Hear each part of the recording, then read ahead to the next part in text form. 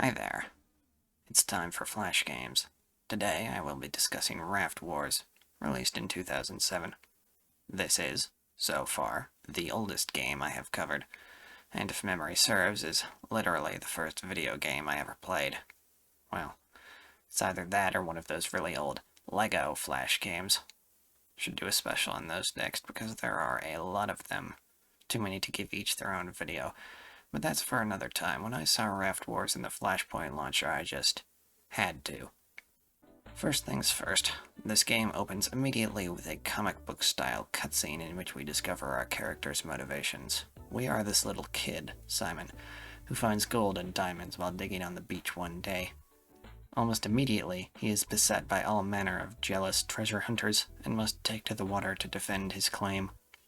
I already like this. The story is quick and easy to understand, while also being sufficiently goofy for the game's cartoony art style. We are given a reason for being out here on the water firing tennis balls at each other. Does it need to be a good reason? No. As I'll explain later, the gameplay could realistically just exist by itself, and the barest justification for its existence would be sufficient. But they went past that, and they really didn't have to. I appreciate that, because story really does make a world of difference. I'm the type of person who never plays checkers because there's no lore. But buy me a set of checkers where the pieces are little dinosaurs, and the tiles you can't touch are lava, and hell yeah, brother. I'll play that shit with you all day, man. Anyway, the gameplay consists of the two sides taking turns firing a shot at each other. When it is your turn, you can adjust the angle and power of your shot. The primary challenge, of course, is that you can't see the enemy on your screen, so you have to remember how far away they are from the camera scroll and calculate, in your head, exactly how to adjust your shot in order to hit them. There are two ways to defeat the enemies: reduce their HP to 0, or knock them into the water. Obviously, the fewer shots this takes you, the fewer shots they'll be able to take at you in return. The game even has a par system similarly to golf.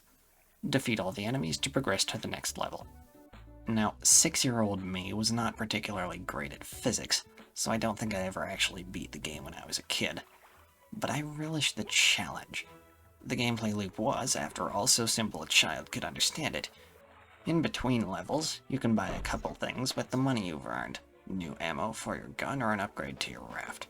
I remember the upgrade chain eventually leading to a third kid, making my team harder to defeat, so I buy that one immediately. Nice little detail. The enemies all have their own unique weapons, and although they are functionally identical, it gives the world a bit more personality without sacrificing the gameplay the player expects by this point.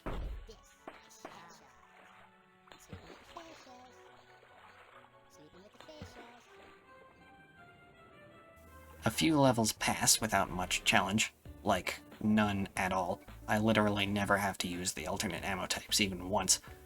And then these guys show up. I've already fought off the pirates, but this time their positioning around their sunken ship makes them really difficult to actually hit. This guy in particular.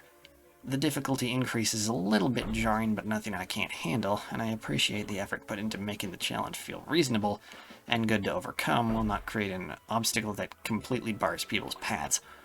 The enemy's aim is also getting better, but that won't be a problem until later. My raft is completely upgraded by this point and includes barriers that make it much more difficult to fall off. Being taken out by HP requires several more shots from the enemy, so I almost never run out of time, even if I do go over par a couple times. Eventually, I reach the level I could never get past as a kid, and yeah, the game's a bit dated, and that's putting it kindly. All that aside, though, this is the first level where the enemies fire explosive projectiles, and this shifts the balance of power dramatically. There seems to be some random variation in the enemy's aim still, but a direct hit from any explosive will one-shot my units. There is nothing I can do to prevent this, short of just taking them all out as fast as I can, and with that in mind, the timer becomes much tighter. I like it. Even with the enhanced difficulty, I managed to power through the next couple of levels, although this one with these guys takes me a couple tries. They even managed to take out 2 of my units at once a couple times.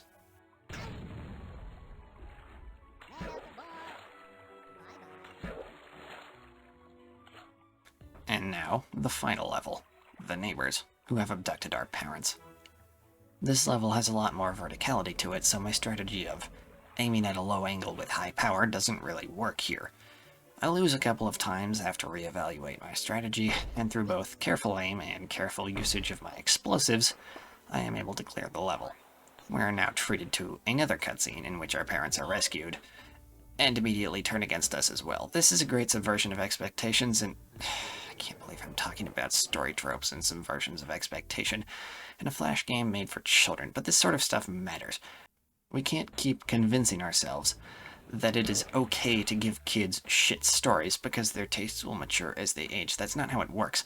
If a kid thinks that a shit story is an absolute masterwork, they'll grow up seeking out stories that are just like it.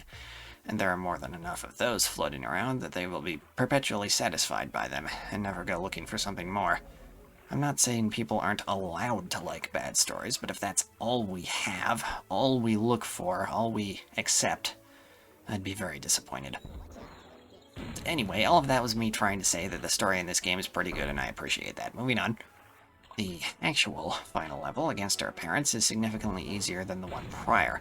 There are only 2 of them, they don't fire explosives, and their aim is questionable. I clear the level on my first attempt. I get the feeling this one was designed as a sort of victory lap. After all the threats we've faced to this point, this is basically nothing.